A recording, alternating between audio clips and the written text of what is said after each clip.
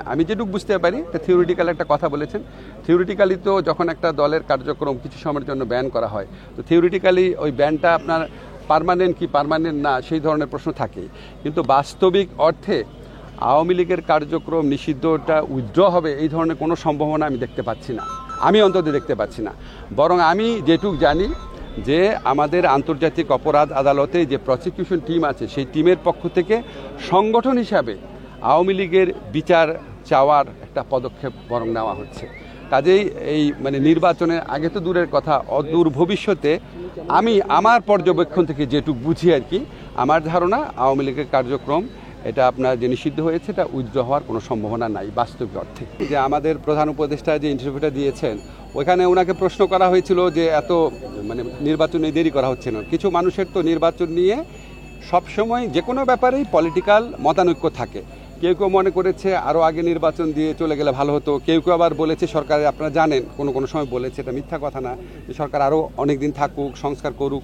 কিন্তু আমার কথা হচ্ছে সরকারের ইচ্ছা কি সেটা তো আমাদের প্রধান উপদেষ্টা অত্যন্ত স্পষ্ট করে বলেই দিয়েছেন। ফেব্রুয়ারি প্রথমার্ধে নির্বাচন, যতবার কথা বলছেন উনি ফেব্রুয়ারি প্রথমার্ধে নির্বাচন।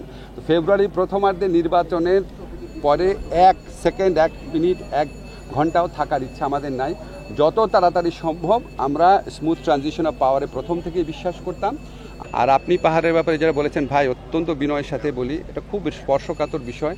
এই বিষয়ে আমার কোনো এক্সপার্ট নলেজ নাই, অনেক সব বিষয় তার থাকার কথা না।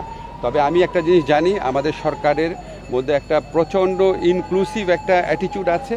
আমরা সবাইকে নিয়ে শান্তিতে সমৃদ্ধির সাথে নিরাপদে বাস করতে চাই।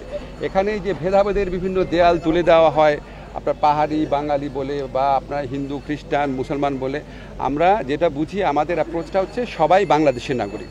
বাংলাদেশের নাগরিক হিসাবে সবার যেমন সমান অধিকার আছে, শান্তিতে সম্প্রীতির সাথে বাস করার, নিরাপদে বাস করার অধিকারও সবার সমান আছে। এবং এটার পিছনে যারা বাধা হবে তাদেরকে আমাদের আইন শৃঙ্খলা রক্ষাকারী বাহিনী আইন মোতাবেক তাদের বিরুদ্ধে সমভাবে ব্যবস্থা নেবে এবং আমরা চেষ্টা করব সবাই নিরাপদে থাকার জন্য। এটুকু আমি বলতে পারি।